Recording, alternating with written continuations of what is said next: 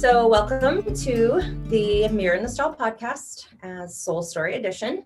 And I wanted to introduce you guys to Jody Ann. Jody Ann is somebody that I just stumbled across in a Facebook group and was inspired to reach out to her. I believe the post said something to the effect of she had been diagnosed with cancer and was given 6 months to live. And I believe that was 10 years ago. But I don't know anything about her. So this is our first conversation. And so welcome. Thank you. It's an honor to be here. Thank you. Yeah. So tell us a little bit about your journey, because we know nothing and I'm excited to learn. And I love the idea of people being able to hear other people share their stories, especially in the time that we're in now, 2020, and there's so much fear and there's so much uncertainty, and people really losing faith in their own body's ability to take care of itself and heal itself and be strong and all the things. And the last thing we need to be is in fear and stress, because it's the worst thing we can do for ourselves. So I love having these type of stories on, because I think it reminds people of what our bodies are capable of and what we're capable of. So thank you. So share with us. It's interesting that you said fear, because I believe a lot of people do die from diseases or anything else because they get it caught up in the fear, and you really have to avoid the fear. But when I was first diagnosed, it was diagnosed as breast cancer, and so they decided to do the surgery to remove it, and I went along with it, and I was very. This was in 2010. Gotcha. In fact, my surgery date was Friday, February 13th. That was hysterical. I was like, oh, great, But so I went in and I was very happy to wake up and not have had a mastectomy or a double mastectomy, because I didn't know what I was going to wake up to. I had faith that I wouldn't, but, I just said, you do whatever you have to do. So I was very blessed to just have the lumpectomy, but they did remove 14 lymph nodes, and they called me like a week later and said 12 tested positive. So I had to see an oncologist, which I did, had a scan. He said to me, well, we don't see any more cancer cells. So I said, well, then you guys got it with the surgery and I'm good to go. And he said, no, this type of cancer is very serious and it will come back. Well, I heard that that's what they like to push. So I said, no, I'm going to, believe that I'm okay. And, I wasn't. So within 3 months, it had gone to my liver, my lung, my whole spine, and my right hip. So that's when I decided to get the chemo and the radiation, but it was already all over my body. And that's when he said, it's not looking good, maybe 6 months. And I said, wow. And I fought the fear. I also pray, I'm a believer, and I had kids. So I had a lot to live for. And I rode as a child. I rode horses as a teenager in a barn. I lived in the city of Chicago, so we used to ride our bikes to ride horses. We tack them all up. We take out the trail rides. I had riding lessons. I jumped, and then of course after I got into high school and cheerleading and boys, I really didn't ride anymore. So I haven't ridden. And after I started. They did put me on an opiate patch. I think that's very important, because I was now not only dealing with cancer, but now I'm drug addicted, and it was necessary. I needed it for the pain of the cancer. But once they told me the cancer was gone, like after about 8 years, I decided I needed to get off that patch, and I did. And it put me into a severe depression. So depression, didn't get out of bed, didn't put on makeup. I mean, horrible, the anxiety. And then my 30-year marriage came to an end at that point. So I had a lot of loss. Mm-hmm. What I did was, and I was in a wheelchair because of my hip. They tried to replace it. They could not. So my right leg is actually 2 1/4 inches shorter than my left leg. So I walk with a cane. Mm-hmm. And so now here I am saying, oh, I'm thank goodness, the cancer is pretty much gone, but now my life has changed. I can't work. Now I'm on disability. I have no spouse. My life, it's just so much loss emotionally. And I had to say to myself, Jody, you got to get up. And so I love to ride horses. And I found this place It does horse therapy, but they mainly do kids with autism, that type of thing. But I said, I'm going to apply anyway. Well, sure enough, they accepted me. And I started riding, and that was the video. I don't know if you got it, but I wanted you to see where I started. When I started, I had to walk up a ramp. 3 or 4 people had to literally put me on the horse, which they're such kind, loving, oh my gosh, these loving caregivers and these loving volunteers. But I have no words. I would cry every week and say, you guys, they'd say, no, you're the one who's getting up there. But little by little, they got to, like, they would lead the horse and they would stand at my side. Well, it got to where my instructor would say, step away from her and let her do it on her own. And I even trotted, and they all cried because I was crying. And so what ended up happening with this COVID is they had to close down the place of therapy.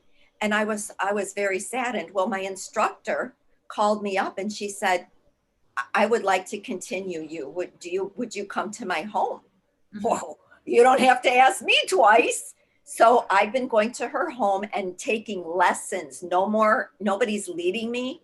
Nobody's standing at my side.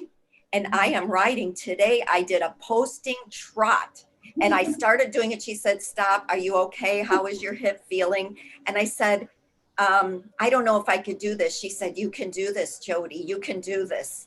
And I did it. I posted, I followed the diagonal. She's crying with me. Every week is new progress. And it's an overwhelming, but not an overwhelming sadness. It's an overwhelming joy of what you can do if you just try and you have people like yourself. You said you helped, I'm sure you helped many horses, which is a beautiful thing, that were troubled. But people like yourself that take time out of your life to help others like me. That's what it's all about. Yes, I had to pull myself up, but if I didn't have Lisa, if I didn't have a support system, loving people like yourself that care about humanity, I wouldn't be able to do it. So yeah. This is my experience, and I just want to share it with people. It doesn't matter what they say, it matters. And I did change other things, Amber. I didn't, changed my eating. I reduced my stress. I drink a lot more water. There's other things that I did for my well-being. Right. But horses, you can have your aromatherapy oils and you can buy your candles, and I do. But get me in that horse barn, baby, and I come to life. So what did your life look like before you were diagnosed with cancer? I have 4 children. Mm-hmm. I have a daughter and 3 boys. My daughter has gotten married, so she's living about an hour from me. Mm-hmm. My ex-husband had a painting business, so I took care of that. We also ran a food pantry in town to help people. So I was very busy with reaching out in the community. That's so important to me. And then I was raising 3 boys, of which my oldest is autistic. He's high functioning, but he does have autism. So I had a very busy life. Busy. Right. Yep. Yeah. And so if you had to pull, I know this is an interesting question, but I'd like to ask my clients that have been diagnosed with certain things like, MS or a personality disorder or anything that looks like, oh, I have this thing now. And I try to pull them away from allowing it to define them. Yes. So searching within it and going, what is it doing for you? So is there anywhere in cancer that you can look and say, cancer came into my life and this is what it gave to me? Is there anything in there that you can? Well, the first thing I want to say is I agree with you. I didn't want people to know, only because I didn't want anybody to say Jody has, because I didn't have anything and nothing had me. That was right. My first statement. So yes, that is so true.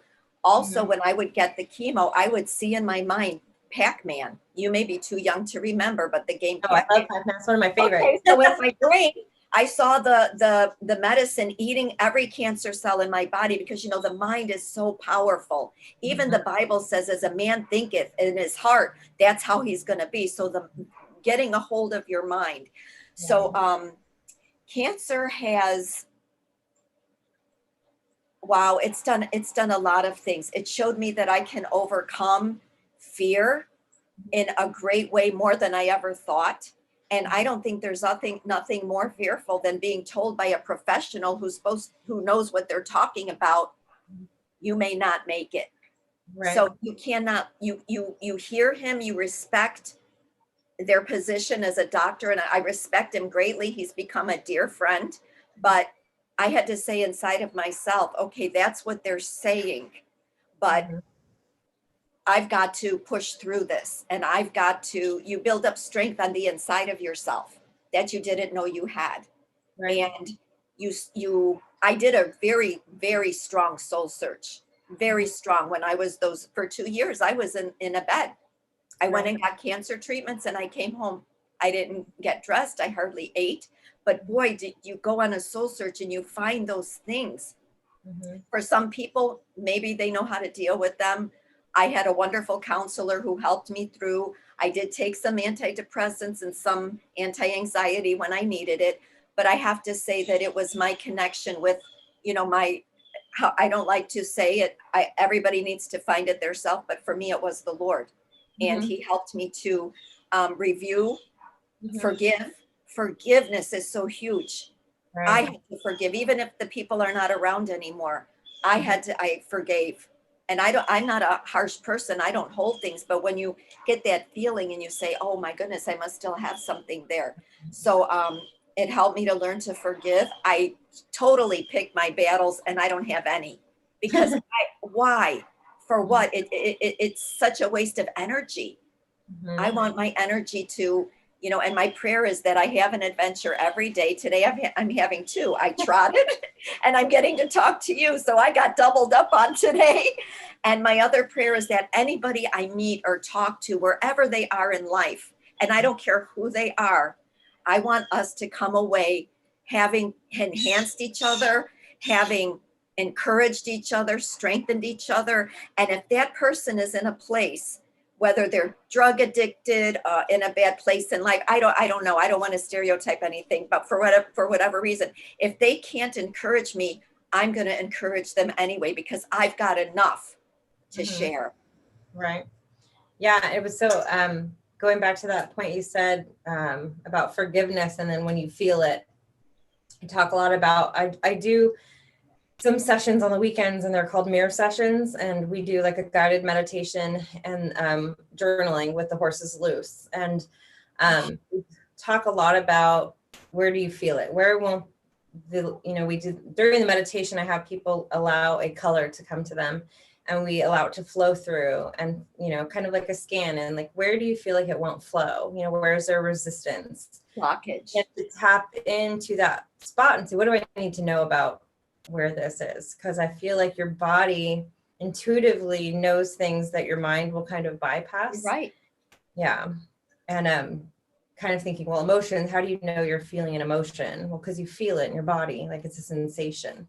But what a beautiful thing doing that with the horses. And it's funny you're saying that because when I got there today, it started to rain a little bit.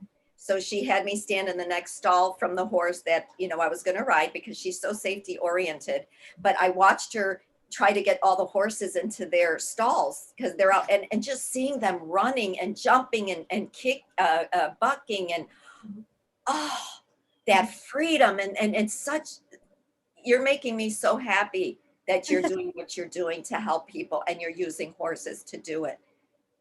I got chills because that's how fantastic it is.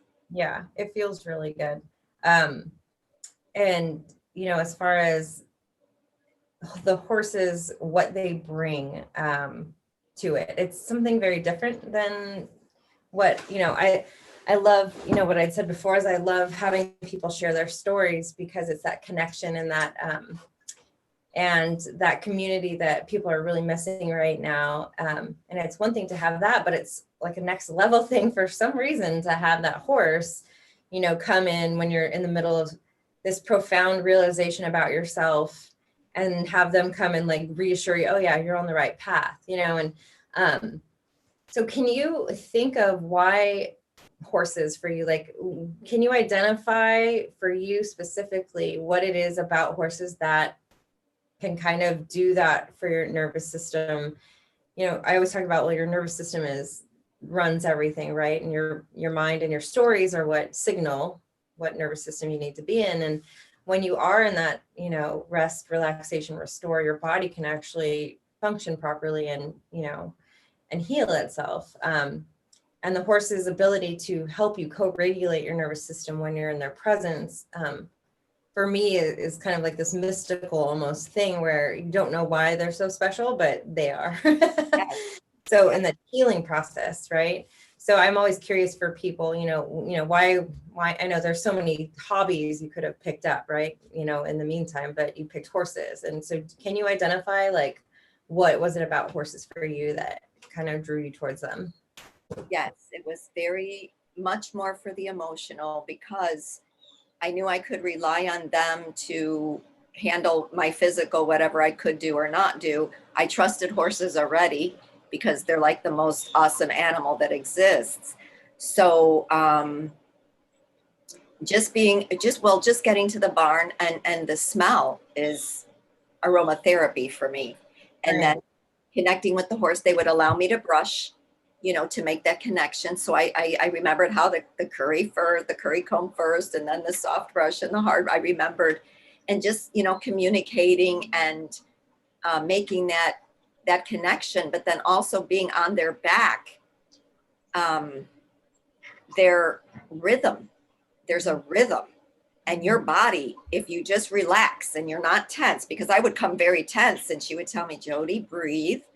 And I went each week and I relaxed more and more. That helped heal my body. And miraculously, my shorter right leg has elongated since I've been riding. And she tells me, Jody, you from your sternum. Now, when I walk with my cane, I'm not like this. I told her, I made her laugh today. I said, Lisa, now when I walk with my cane, since I've been riding, I carry myself differently. And instead of going in the store and there are people like, oh, look at that poor lady with a cane, they're like, hi, oh, ma'am, can we help you? It gives off a whole different energy. And that's what I feel that I got from the horse, Yeah. from the horse. Yeah. Because when you think about what they allow us to do and I say to them because they don't have a whole lot of say. And I'm always bringing in that empathy piece of, let's remember that they don't have to allow us to do anything that they don't want. And to be more cognizant of when they do tell us, hey, this is making me uncomfortable. Why Yes. don't we pause and hear that and go, okay, what is it about this? You just need to sit, and wait until that passes, until you can realize this is safe, or and not just go into shutdown. And it feels like forgetting, sometimes people forget when they're riding constantly, or they have their own horse and they go out and they've got these big goals, for whatever level they want to show at or what they want to do. Then the relationship piece starts to get strained. Yeah. And then from there, that's where kind of the behavioral issues start to come in. When they stop feeling heard and seen or understood, they start to put up their defense mechanisms, which basically just looks like tension and stress. And so we all know living with that tension and that stress creates so much Yes. for our bodies to be able to handle and not be able to heal, because we're blocking all of it. Yeah. I've experienced that real time in the last 24 hours. So yeah, I just think having them allow us to manipulate them, to get on their back, um, to not forget what a big gift that is for us. That Absolutely. Absolutely. Because even people, my daughter was upset, a little afraid for a while. She's like, Mom, are you sure? I said, I'm absolutely sure. Absolutely. And when your trainer or like yourself is such a person that knows horses yourself, watches for safety. I call my lady queen of safety because she wouldn't even let me stay in the same stall. She said, stand in the next stall just in case he's on his cross ties, but she was going to let the other horses in. And that's that's wise because they are big. But yeah, the fact that you can have a relationship with this huge animal and something I'm learning that I never learned before is how to make the horse happy when you're right. This is what she's helping me to do, to use my body more instead of, you know, the reins. She said, shift your body. And then the horse comes from his hinds and he's more collected is what she said. And then he's happy as a lark. And it's just, it's amazing. It's amazing. Yeah. And I love the fact that your body, because you're in a place in your mind where you're relaxed and you're happy and you're letting the stuff flow, that your body's adapting to what you're asking it to do. So you said that your leg has now, I mean, did the doctors say that that would happen, or they just said this is kind of how it is? It took me three different doctors to get one to sign to okay me to ride. They did not want me to ride. And Right. the other thing I said to her is, I've been in physical therapy so many times, and I never had these kinds of results ever Right. in my life. And I've been in counseling, and I never had these positive results. I had good results, and it was helpful. But being with horses and being in nature and the smells and the freshness and getting dirty and there's it's just it's changed my life. I tell every horse that I ride, you just changed my life a little bit more today. So good. Um, so as far as I know, that you said 8 years in, you were cleared of cancer, and then you had to deal with the opiate addiction afterwards. What did that journey? Were you riding at that point, or did you have horses in your life at that point, or how did you get through the other side to that? Because I think people need to hear it. It doesn't even have to have anything to do with horses, but just that story and that residual thing that you had to deal with after. Wow. That was probably the hardest thing I've ever gone through in my life. I had no hope. Mm-hmm. And it made me say to myself, you know, I'm in a home. I have my children around me. I'm loved. How do people that are out in the world, that are out there, kids, young kids that had no home, a bad home life, and they're out, you're going to judge them? We need to help them. That's what it made me realize, because I'm trying to fight this thing, and Right. I'm, you know, more of a solid, person than maybe they are. So, it was day by day, day by day. And the first thing that I really did was I said, I can't give in to being in a wheelchair, and I can't stay in this bed. I've got to at least go sit outside for a little bit or so. Little by little, I did things that I didn't feel like doing them. But it was actually people, and both of them were people I used to ride horses with that still live up north where I grew, where we used to ride. One of them was the guy I used to ride my bike with. We would ride our bikes an hour at 4 a.m. to get to the stables. We'd clean and tack all the horses, ride all day, trail rides or take our lessons, whatever. Then he would make sure to get me home, and then he would go home. And he happened to call me out of the blue. I hadn't seen him in all these years. Wow. And he said to me, "How you doing?" I said, "Oh, I'm just not doing well." He said, "What? Not you?" And I explained to him what I had been through. And he made me laugh. He said, "You're still in there, Jody. You're still in there." And that was encouragement to me. And then another girl that I knew, her name is also Jody. She still lived up north. We connected on Facebook. And she said, "Oh, I'm going to be nearby your house. I'd like to come and see you." And I said, "No, you don't want to come and see me." She said, I said, "I'm coming to see you." I said, "Okay." And she actually visited me, got me up out of bed, took me out to eat, and really shared with me that I needed to get myself back together, because people needed to hear my story. And I could really help a lot of people. She said, "You helped me on Facebook when you would share whatever things you would share." So then we talked about writing, and I actually had a video. My grandmother had done this 8 mm thing, and I had it put on a VCR tape. And out of everybody that I could have had, Amber, I had Jody riding her horse. Oh, So I how put it on, and she was crying. She's like, "How do you have this?" I go, "I don't know." So those are the such cool things that just happen. So then I had one made for her, and I reconnected. I went up north to visit, and I stayed with her.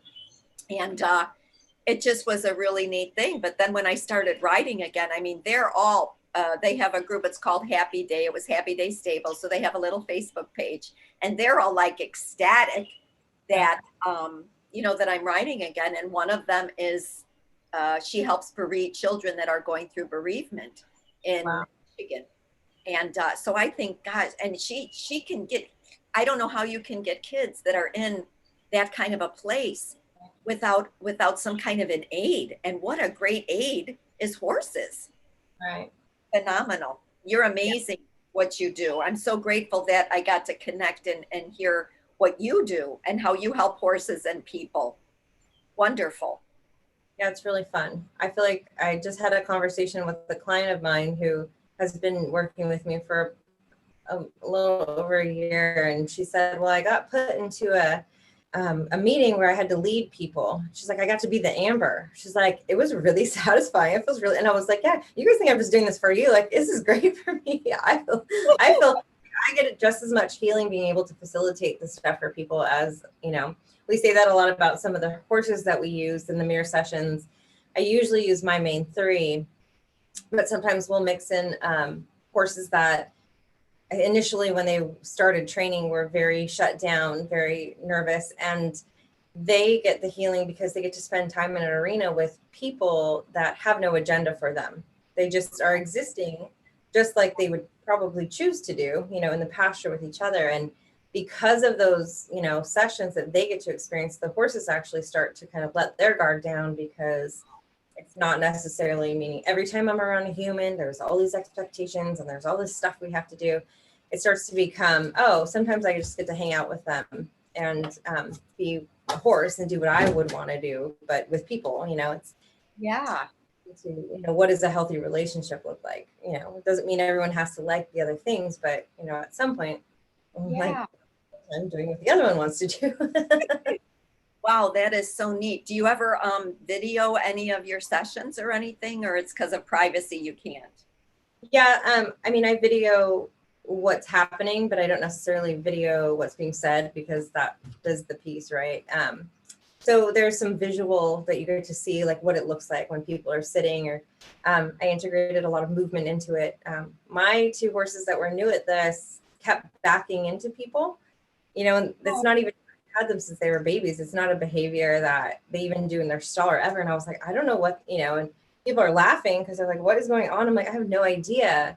And then it kind of came to me. I was like, oh, movement. They want you up. They want you moving. Let's move our bodies. Let's move the energy. So Oh, I started integrating that into it. And it helped people because it was, you know, let's get into your body. What does your body feel like? Check in with the intuition, check in with, you know, messages that your body has for you that you may be pushing off. And it brings up a lot of emotions for people when they start moving around.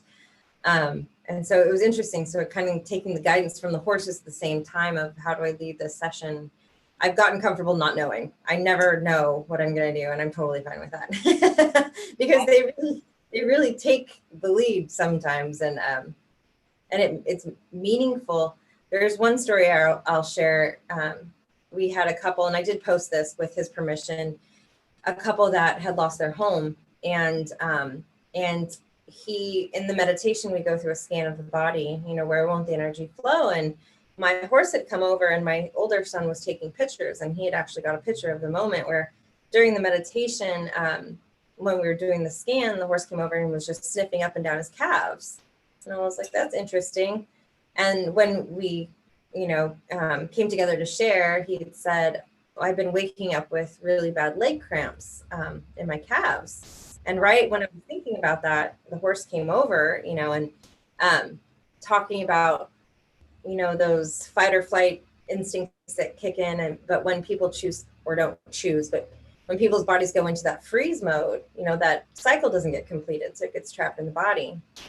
And for him, it was, he had said, I wish, we'd gone faster or moved more stuff, or, but they were in trauma, so they were frozen. They didn't take all the things that, it was just very surreal for them. And so, it's interesting that he could come with that in that moment. And then the horse was right there at the same time. Like, so it just kind of shows you, like, there's a lot of amazing things that happen within the sessions, but it was just, it's so profound for people when they realize something else knows knows what's going on for me without me verbally, saying it and understanding at that level that that's what they have the ability to do, and it's magical.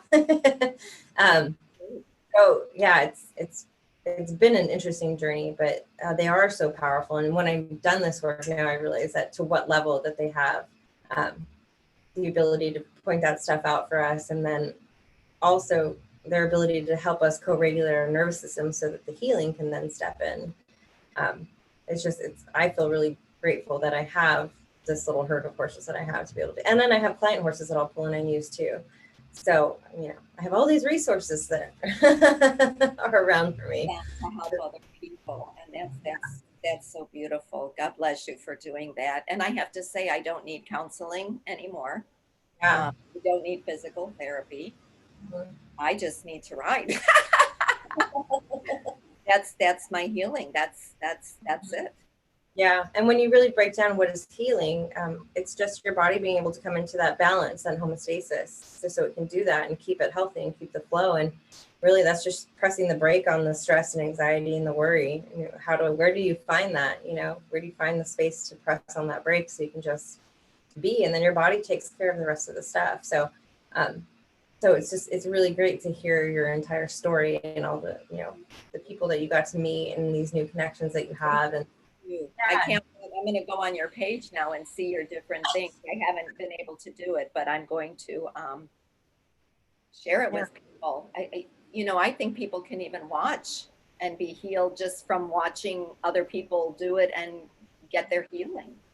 Yeah. It's been an interesting thing to kind of let evolve. But also fun for me because how can I do that for people if they're not local, and it's kind of like this. It's like, well, let's take people that, were given something that could have defined them and said, absolutely not. Like, just because the doctor, just because somebody in authority says something doesn't mean it's so. You have much more control of your body if you can get control of your mind and the stories that you're telling yourself about when you have to be in survival mode and when you can be in that place where you can thrive, because your body then can adjust to that. Yeah. And it's so great that you're so young and you realize these things. I just turned 60 a few months ago, and I'm like, it took me this long to know this stuff. So I'm glad that you're sharing with others, because it's so true. And like you said, especially with what's going on in the world today, you can't lose it. And so many people are so fearful. A lot of people are so very angry, and we are not. So we need to be the light and the love and the peace and the joy and the hope. And that's what cancer gave me, that I can come out of the darkest situation. Right. And cancer is not just physical, as a lot of diseases are not. They affect your emotions as well. They Right. really, they play with your emotions. And then when you have children that are watching you, and a spouse at the time, and it affects you so greatly. So to be in touch with your inner self and your soul, it just makes the biggest difference. The healing comes from the inside out, and some people can't. For some people are their problem. So a horse. Yeah. Oh. Just the easy solution. Yes, yes, yes. Well, thank you so much for spending the time with us. It was so nice to meet you and hear your story. And I'm sure we'll connect beyond this as well from here forward. Is there anything else that you feel like you want to share to make yourself feel complete? Anything you wanted to say? Make sure you get it all out. Just if anybody watches this and they need encouragement and they can't get to you, they can feel free to message you. Maybe they could feel free to message me, and we can talk and just encourage. This is what life is about, is helping others. So that's your heart and that's mine. I don't have um, anything that I'm doing at the moment, but certainly I can share, the love and the light and the truth. It's the truth. What you're sharing is the truth. We don't have to believe that lie. We don't have to believe that lie. We can walk in truth, that we are our bodies are fearfully and wonderfully made, is what the Bible says, and you can find that healing. You know, you can find that healing. Whoever you are, whatever you're going through, you can find the healing.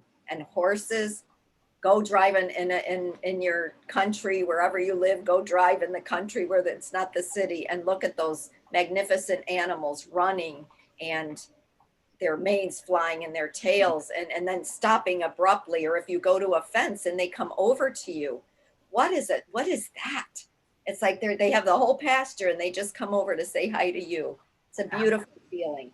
You won't regret it. And they have that free choice and that free will, and they choose to come be near you. I think that's such a powerful thing for people in those sessions. Is sometimes they feel like they're in a place where no one chooses me, or no one sees me, no one understands, and then the horses step in right at that moment to go, no, yeah, we do. And it's like, oh, it's just what they needed. Wow. Wow. You probably are going to need to write a book one day about all the different experiences. I'm serious. Everyone keeps telling me that. I have a plan to do that. It's actually started it, and compiling, I think, stories of my clients that have kind of been on this journey with me through this process, where I'm like, usually I show up and I'm like, I don't know, but we're going to experiment on this new thing that I think is going to work. And they're so open to it and great. And so I think I owe all my growth mostly to my clients, who are so open to, feeling trusting enough in me to go, I don't know what I'm doing, so you just let me know if this is working or not. And it's great. Everybody's different, Amber. Every person is created differently, and what works for one is not going to work for somebody else. Yeah. You know what I mean? So that's what's happening. You're letting the freedom of who they are and how it's going to flow, and you have your professional, opinion or training generally, but you're giving everybody room to be their self. That's so beautiful. Yeah, I think the main thing. You're a special lady. Oh, I'm thank you. very blessed to have talked to you today. Thank you. Yeah, definitely. And then if you want to, I don't know if the people that you ride with, the organization that you ride with, are they open right now? And then I can put their website in the notes of the show. So if people are local and they want to reach out. Where I started riding is called In Stride. In Stride Horse Therapy. Now I'm riding at the home, and it's Morningstar Farms, I believe. So In Stride, and that's where in Florida? It's in Nokomis, which is we're on the west coast of Florida. It's amazing. So thank you. Yeah, thank you. I'll be sure to put that link in there for people in case they're in that area, then they know where they can reach out. Yes. Thank you again. And it was great talking to you. And I look forward to connecting with you in the future. Yes, that would be great. Thank you so much. Yeah, no problem. Okay, bye.